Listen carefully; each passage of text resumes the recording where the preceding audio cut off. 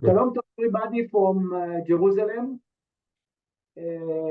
We have the privilege to host in our series on focusing on the Indo-Pacific, Shankar Menon, who is currently visiting professor at Ashoka University in India and chair of the Ashoka Center for China Studies. He was previously National Security Advisor to the Prime Minister of India, Foreign Secretary of India, and served as Indian Ambassador to China, Pakistan, Sri Lanka, and Israel. And this is where I first met Ambassador Menon and had the pleasure of having interactions with him. In 2016, he published Choices Inside the Making of Indian Foreign Policy.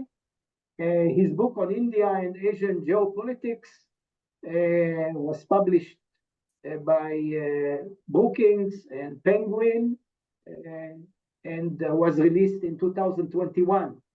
He has been a Fisher Family Fellow at the Kennedy School at Harvard and Richard Wilhelm Fellow at MIT. He was chosen one of the top global thinkers by Foreign Policy magazine in 2010. He's also a distinguished fellow at the Center of Social and Economic Progress in India, formerly Brookings, India, distinguished visiting research fellow at the National University of Singapore, and member of the Board of Trustees of the International Crisis Group. He will talk to us about the present impasse in India-Chinese relations and their future. It's your floor. Thank you. Thank you very much, Professor Inbar, for having me and for giving me this opportunity to talk to friends in Israel again. The topic that you've set me is really not the easiest topic to discuss, because when you look at India-China relations today, at least since 2020, when there were deaths on the border due to hostile action, for the first time in 45 years. Since then, political relations have really been tense and have been steadily, actually, they were probably at one stage the worst they had been since the 1962 war. But economic relations have boomed at the same time. Despite what happened in 2020, and I'll get to that, in 2021, China became our largest trading partner and keeps switching with the US every other year. So we have this paradox where the economic relationship, the commercial relationship seems to be going ahead in one direction. And really, now it's become structural, the links between the two countries, while the political relationship has actually been in a very difficult situation with some signs of improvement recently. To take a step back, for about 25 years before 2020, the border was essentially peaceful and nothing changed. The status quo was maintained by both sides. And from the 80s onwards, both sides had come to a sort of modus vivendi, not settling the issues that divide us, but the understanding was quite simple, was that we would discuss our differences and settle them peacefully through negotiations, that we would cooperate where we could, and bilaterally do the normal business that states would do and not let difficulties on the boundary or other political difficulties get in the way of cooperation. And we'd cooperate on the international stage. And that modus vivendi really worked reasonably to keep the peace, while both of us concentrated on our own internal development and on other issues, dealing with a unipolar world, basically, because this coincided with the collapse of the Soviet Union, the end of the Cold War, and the unipolar moment in international relations. So what changed in 2020 that led China to the Chinese PLA to move forward in several places in the Western sector and to try and change the status quo, preventing the Indian Army from patrolling in points where they had been patrolling for many years before that. And this led to, well, clashes and deaths of soldiers on both sides for the first time in 45 years, despite various agreements which had been signed in 1993, 1996 for confidence building measures to respect the status quo, laying down standard operating procedures for how to deal with differences on what the status quo was and so on. And both countries had actually been the two greatest beneficiaries of the globalization years before that, of the decades of globalization before that. India had managed almost over 7% growth for over 30 years. China had grown at almost 10% during that period. And that might be one reason, because while India's relative position had improved vis-a-vis most countries in the world, China's had improved even more. And while both economies were roughly the same size in the early 80s when this modus vivendi was worked out, by 2020, the Chinese economy was about 4 times bigger than the Indian economy. The PLA had gone through several decades of double-digit growth in its budget and modernization in many ways. And the international situation within which we were operating had changed as well. The biggest change, of course, was the transformation in India-US relations and in China-US relations. In the Chinese case, the relations had become increasingly antagonistic and hostile and difficult, while in our case, the relationship with the US had become better and better. By about 2016-17, Chinese scholars started saying in public that India is no longer neutral, India is no longer non-aligned, meaning that India had gone over to the dark side, to the US. And that was a very different appreciation.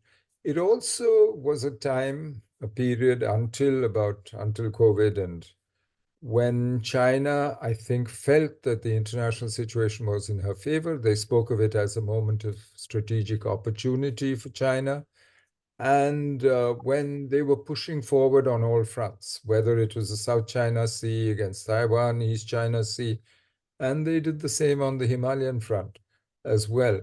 I think this was the time when Chinese diplomacy was called wolf warrior diplomacy, when China was more assertive throughout maritime Asia and certainly on her periphery.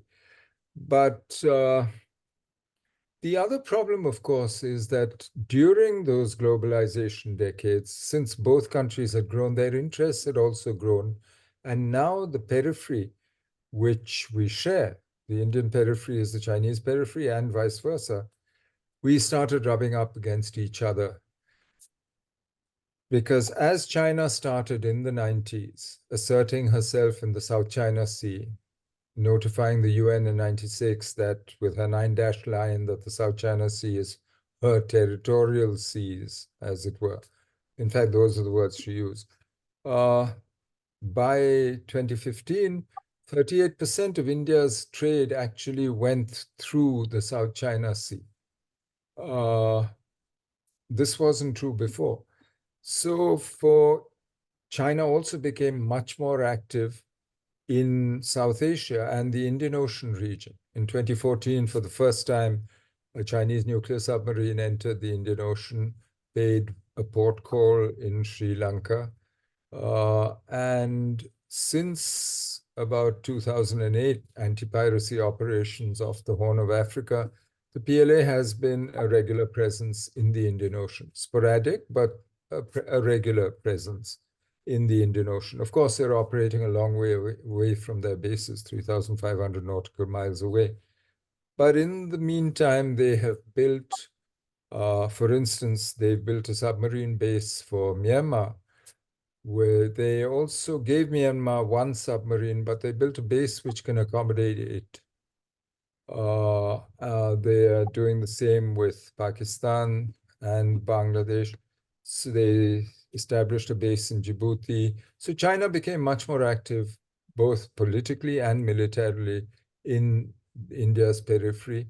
And China saw India being more active because through the 90s and especially during the Norths, what we've seen is an intensification of defense in intelligence security links between the countries in maritime Asia, both as a response to the rise of China, whether it is Japan, Vietnam, Australia, India, Singapore, and the others, Philippines.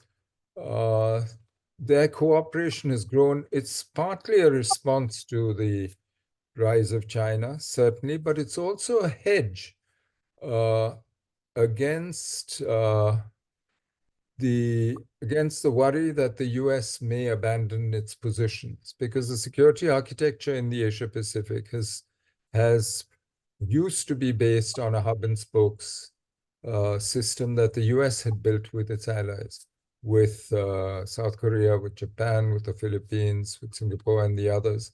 And the fear that the US would be less involved, I think, and the need to coordinate among themselves led to the creation of what the Chinese see as an informal coalition surrounding them. The geography also contributes to that fear with this first island chain, which is essentially uh, allied to the US. So, all in all, I think part of that generally assertive Chinese posture, facing a situation which they thought was worsening around them. We saw what happened in 2020 on our border. We saw the clashes, we saw the deaths. And of course, from an Indian point of view, it's been quite clear. We've made it quite clear that political relations cannot be normal unless the status quo before April 2020 is restored, and we're working towards that with the Chinese. We have made some progress. We have negotiated disengagement in all the points where the Chinese had moved forward, but we are now working, but there's still, each side has about 50 to 60,000 troops up there along the line of actual control in the Western sector. And this is really the fifth winter that they're going to be up there. So this is quite a commitment on both sides. So now we'll work on actually thinning out the true presence, and ultimately we hope to restore the status quo. One explanation that I've heard for why the Chinese did that in 2020, tried to change the status quo on the ground, which in many ways is exactly what they were doing in the South China Sea and in other places at the same time, is that they wanted to show India that the US was not going to help India in such cases. They wanted to show the US that India was no counterweight to China. Uh, maybe, maybe not. I don't think it quite worked out the way it was planned. India responded by moving forward in other areas.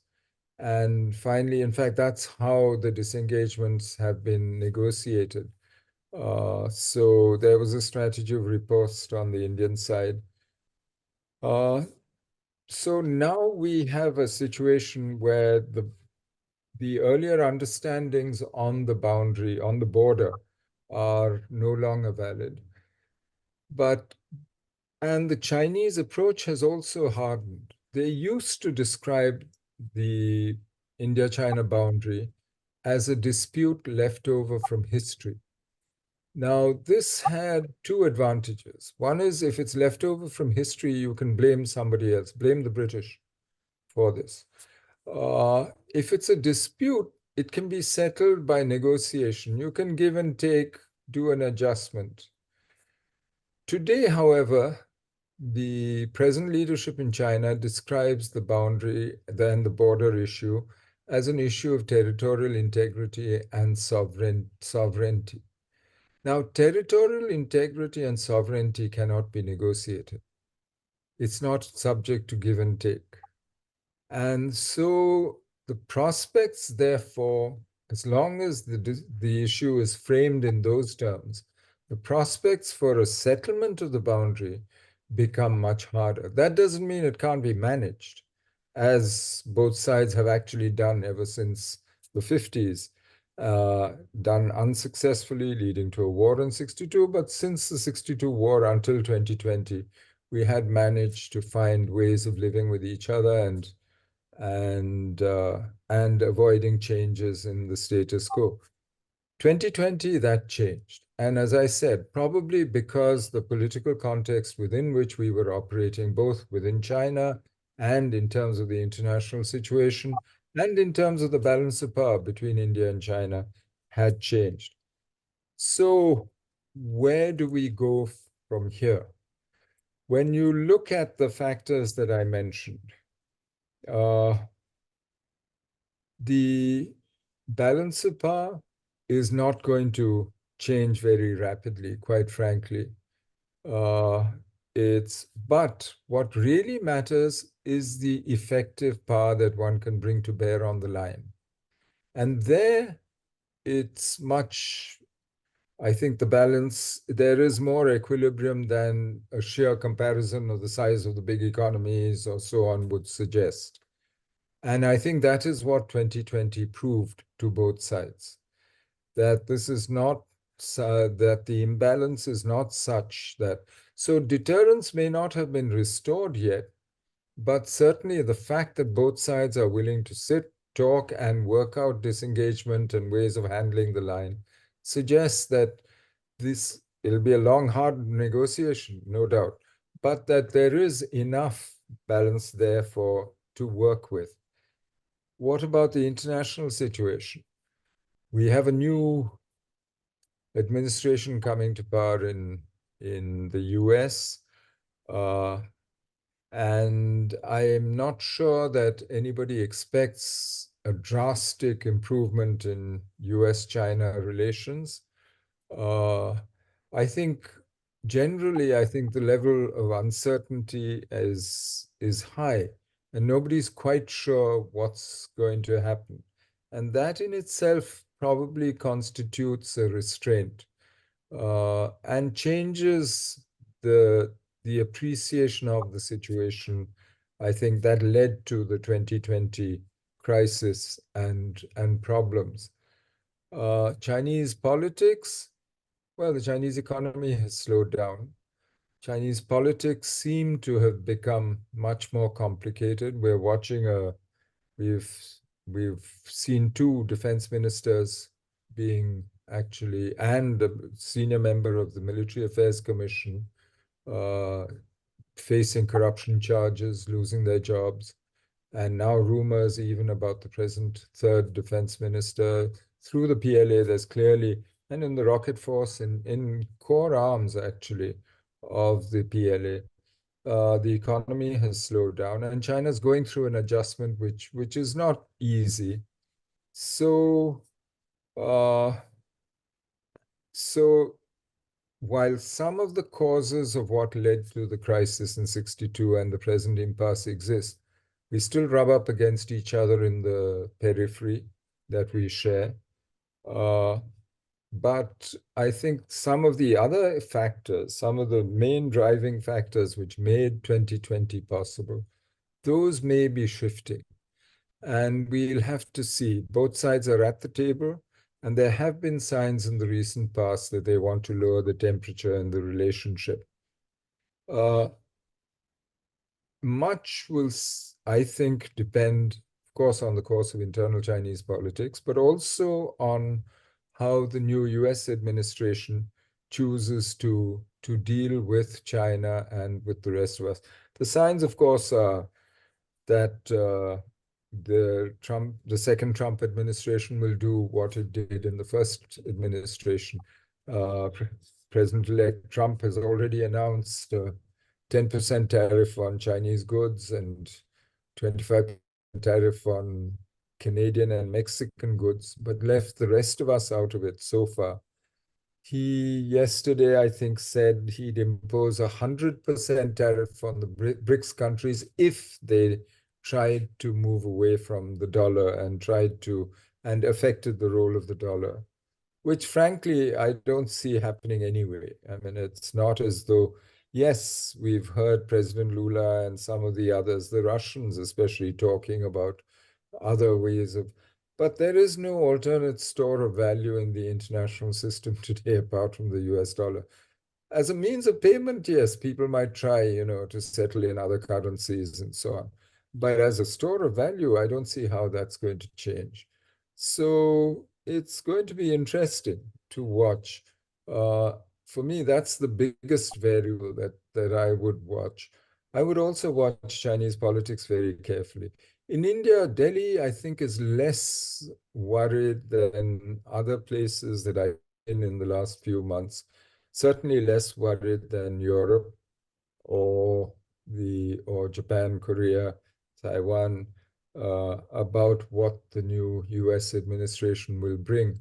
We had a good relationship with the first Trump administration, and President Trump himself had been actually very positive about attempts to negotiate a bilateral investment protection agreement and a bilateral FTA during the last 8 months of his first administration. So it's going to be interesting.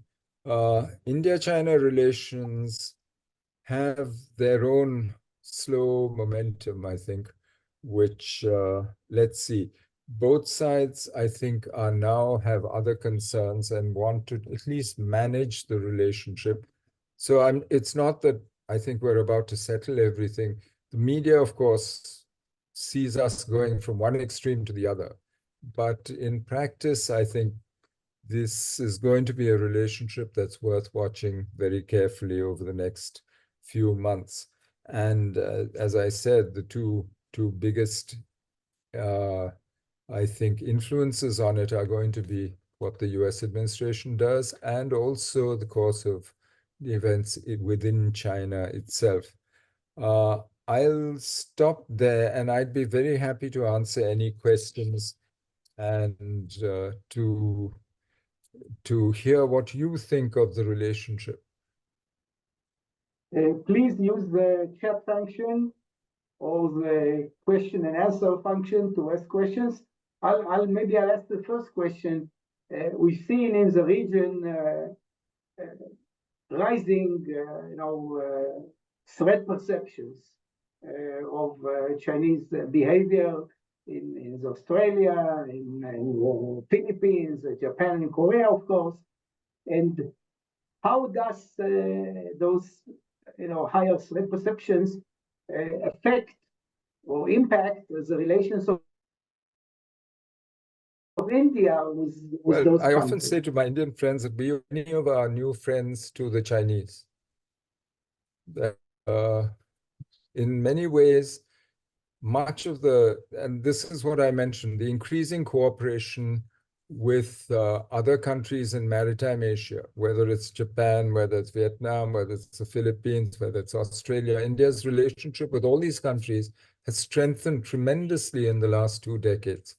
And to a very great extent, that's a response not just to China's rise, but to the pattern of Chinese behavior and the increased assertiveness and the sense of threat that these countries have. But most of these countries share the same dilemma that I mentioned India has. Most of them are economically, structurally linked to the Chinese economy. It is the factory of the world. And not all of them, but they are politically and in terms of security, their security calculus has to take into account both the threat and the fact that they must plan for contingencies which are going to affect their interests quite badly. So, given that, I think there is an increasing shared interest among China's neighbors. And you can see this in the way we responded. You saw the formation of the Quad. You've seen the Indo-Pacific Economic Forum. You've seen a whole series of steps. You've seen, for instance, we are now selling BrahMos, this missiles to the Philippines, for instance, something that we didn't used to do a decade and a half ago.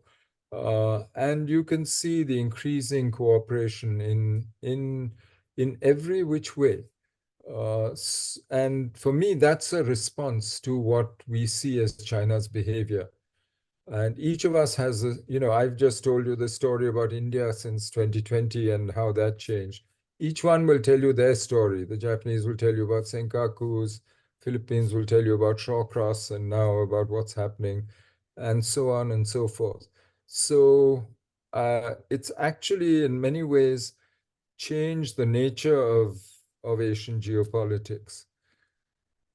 It's not that countries are therefore deglobalizing or trying, but certainly the rest of Asia is benefiting from the China plus one strategies of the US and other developed countries. And they're also cooperating among themselves in ways that they didn't do before.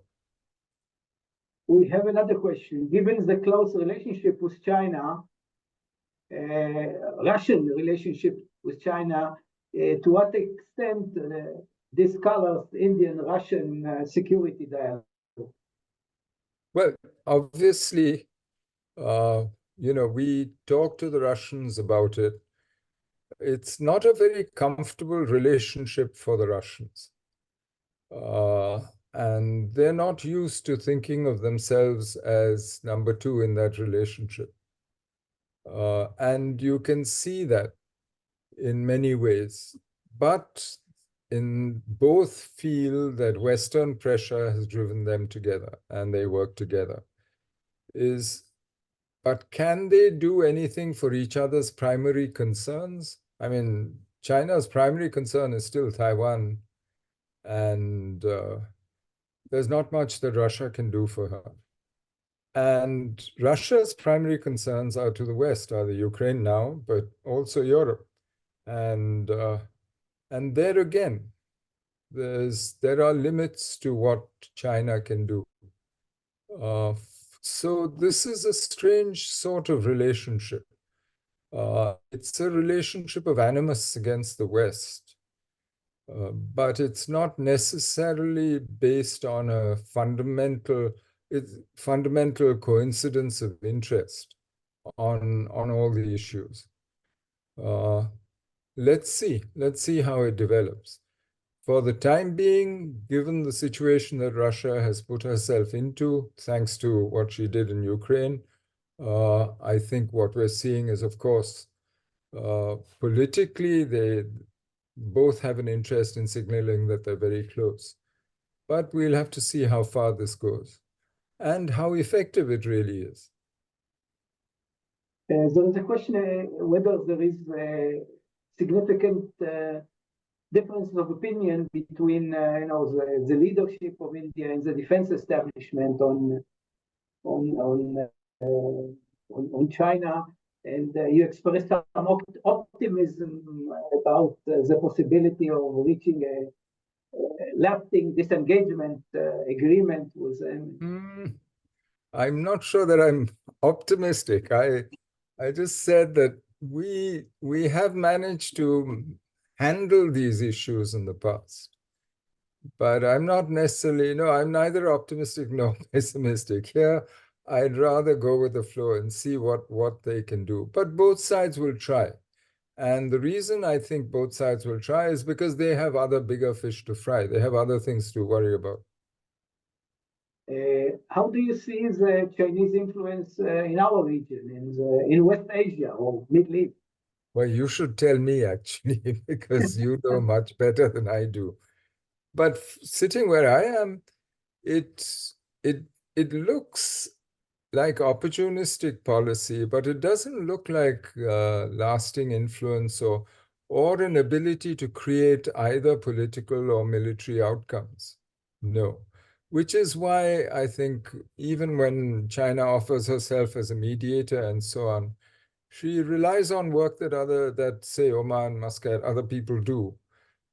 It's interesting. but I'm not sure that it can go very far beyond that. What about your policy toward this area? You have a For large us, for for us, yours is an area which really matters. I mean, we have about 8 million people in the Gulf and Saudi Arabia. We have a huge interest in peace. We get energy from the area. We have some of our best friends, Israel, for instance, in that area. I mean, this is not, for us, what happens in your area really affects us. It also affects us internally in many ways. So it's part of our politics in many ways. So I am therefore, for me, for India, actually, unlike China, which is further away and doesn't, and maybe has energy interests, but uh, and has an interest because she wants to be a global power taking center stage, as Xi Jinping says. But for India, what happens in West Asia really matters. And therefore, we will continue to work with our friends in various ways, whether it is trying to build a corridor to the West, to Europe, through the Middle East, whether it is working with Israel in various ways. I think there's no question this will continue, and India will be more and more active, I think. so far we've seen not much progress on I2U2. Mm. How can it be I think activated? everyone's been busy, everyone is, we have had existential issues to deal with in the region. So I'm not sure that, yes. But the idea is strong, and I think in the long run, I think it has a really good future because it offers an alternative. And this the and it you we I think the region needs a positive alternative. It's an alternative to the logistical chains that India Yeah. is Yeah. engineering. Yeah, it will make a big difference to us. No, it's something that I think we have to work at. Okay. Thank you very much, Ambassador Menon, and Well, thank you. for your enlightening talk and remarks and answering our questions. And I remind everybody that our next talk on this series will be on Korea, Dr. Aaron Lefkovich from Bar-Ilan University. And I wish everybody shalom from Jerusalem. All the best. Thank you very much, Pastor. Thank you. Thank you very much. Enjoyed that. Thank you. All the best.